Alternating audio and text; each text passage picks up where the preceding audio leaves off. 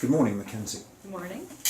McKenzie, I wonder if you could start by telling us why you decided to become a teacher, and in particular, a teacher of English and history.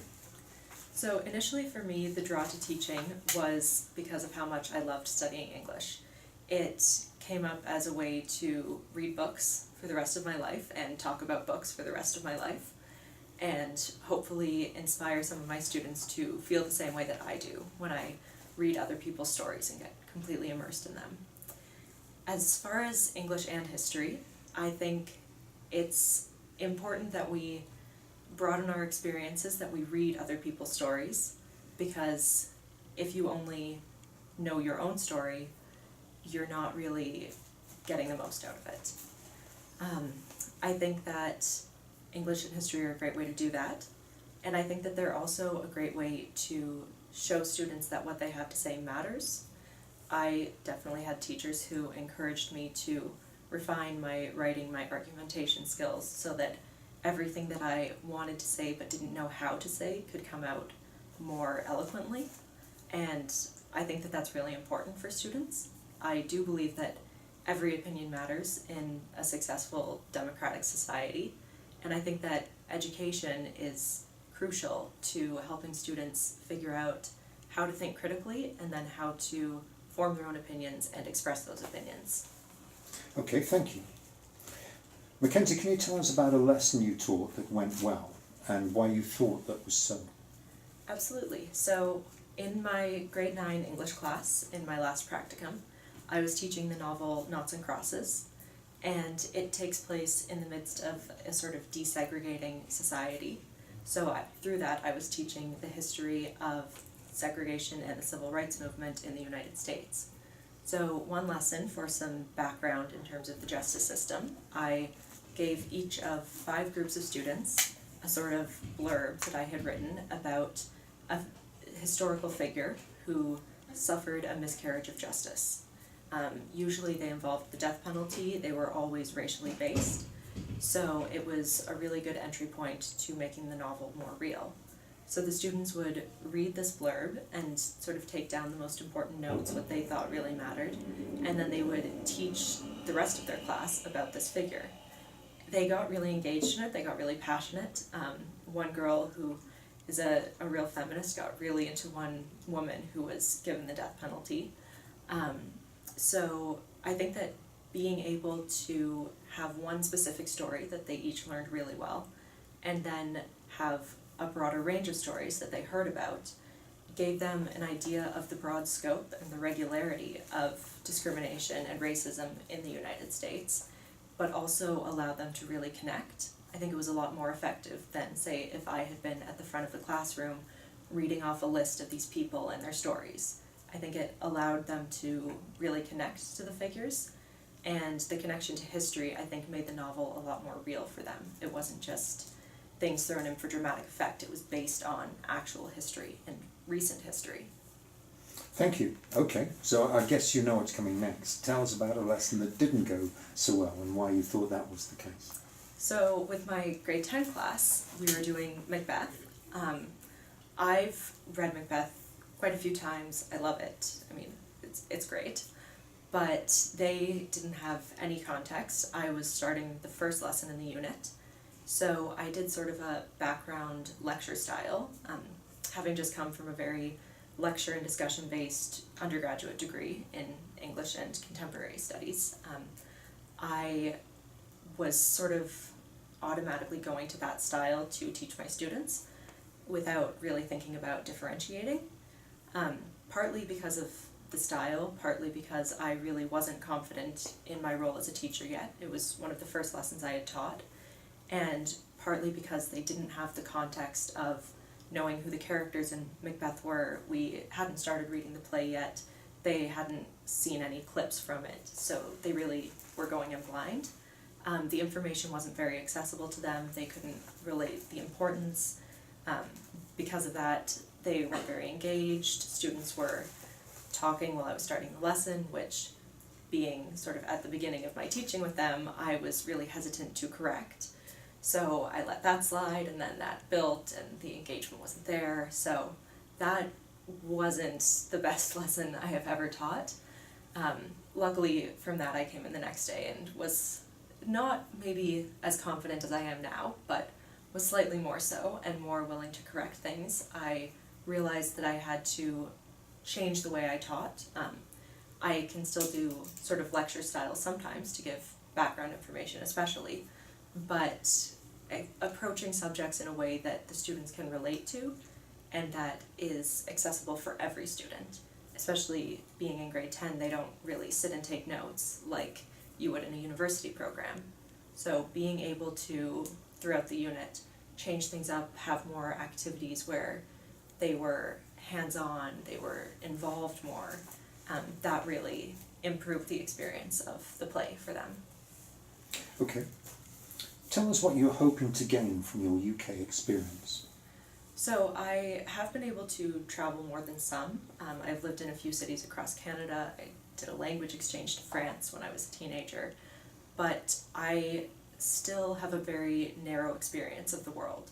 Growing up sort of in Ontario, being from the dominant culture, the culture that a lot of my students aren't from, and I think that it's my responsibility as a teacher to broaden my experience, to seek to understand my students to whatever extent I can and understand where they're coming from, their backgrounds. So I do think that living in a new city is a great way to change the experience, even if it is in the UK, which is quite similar to Canada, but also quite different. I also do want to travel more of the world, maybe Africa, Asia, sort of see things that are more different from where I've grown up. But I don't tend to agree with the high tuition fees that international schools charge. I really believe in accessible education and public education. So to me, working in the UK at a state school would be a way to provide an education for students who don't have the money to go to a private school or an international school, while still having sort of a jumping off point to broaden my experience from, and then learn from that and bring that back to my students. Okay, thank you. What would the teacher of the class you did your last practicum with say is the one area that you need to improve? So as I sort of touched on before, I have sort of an automatic lecture style where everything is talking. So diversifying my lessons, adding in video resources, hands-on activities, group activities, activities where the students are up and moving is something that I am really working hard to incorporate, having that be more of a regular occurrence rather than just sort of a once or twice weekly treat, and really keeping my lessons engaging and interesting and not sort of they come in, they listen to me talk, I listen to them talk, and then they leave. That's an area that I'm definitely working on. Okay. And what would he or she say are your, excuse me, what would he or she say are your strongest attributes? So she specifically said a few times that she really liked how reflective I was. I tried to take notes on a lesson afterwards, think about what went well, what didn't go so well, how I can improve that, and any feedback that she gave me, or really that any of the teachers I observed could give, I am more than happy to incorporate that into my own teaching. They've been teaching obviously a lot longer than I have. I'm still very new at this, and I think it would be arrogant to think that sort of I have it all figured out. So learning from other teachers and other professionals is something that I really strive to do, and she seems to think I achieve it pretty well. Another area was content knowledge. I mentioned at the beginning, I love to read. I've read quite a few books, studied quite a bit of history. I love it. I love reading new things, learning new things. So when I am going to teach something, I'm fairly confident in my knowledge of it. And even if it's something new, I had never read the novel Noughts and Crosses before this year when I was teaching it. So I really try to dive in, learn everything I can about that novel, read it through carefully, look up context. I studied a lot about the civil rights movement. Obviously I knew some things, but I learned a lot about Malcolm X during the time because we were talking about different figures, and my education had mostly been Martin Luther King and Rosa Parks, which the students also reflected. So really being able to dive deeper with things and then pass that on to my students, I always want everything that I say to them to be sound, not, well, I read this yesterday so I sort of think, that kind of thing. I want to give them really valuable information. Thank you. Finally, McKenzie, what could you contribute to a school community outside the classroom?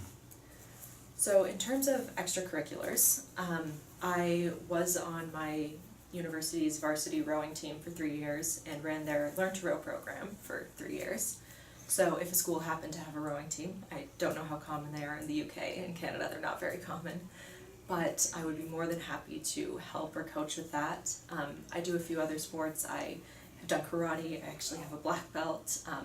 I do yoga, I snowboard, I've played soccer, I did horseback riding for a very short while, but I love to try new things, and I'm more than happy to try a new activity, help out with that, learn with the students for the most part. In terms of languages, I don't know if language clubs are a big thing, but I do speak French. I know a little bit of Spanish and Italian, so I couldn't be as much of a mentor there, but if there was some sort of language club, I would be able to facilitate, definitely. Other than that, sort of still in the extracurricular vein, I am really passionate and really believe in the importance of doing works for the community, doing social justice work, volunteer work. So if there was anything that administration or that the students were doing for that, I would love to be involved. Outside of that sort of frame though, one of my big focuses is mental health. I am certified in mental health first aid by the Mental Health Commission of Canada, so I can provide care in an emergency or crisis situation, but I strive to be a resource for my students in terms of mental health, someone they can talk to if they're sort of struggling. And I'm actually hoping to implement a program at my practicum school. They have a mental health nurse who comes to the school once a week, but the students don't really know about it. And they had a thing called Wellness Wednesdays, where you were supposed to take a few minutes to just practice wellness at the beginning of your day.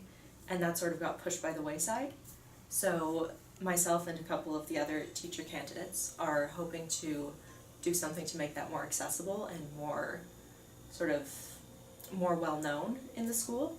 And I would love to be part of something that is already existing or pioneer something wherever I am next year. I think it's really important that students feel supported mentally in their mental health, their well-being, and I would love to be a part of that.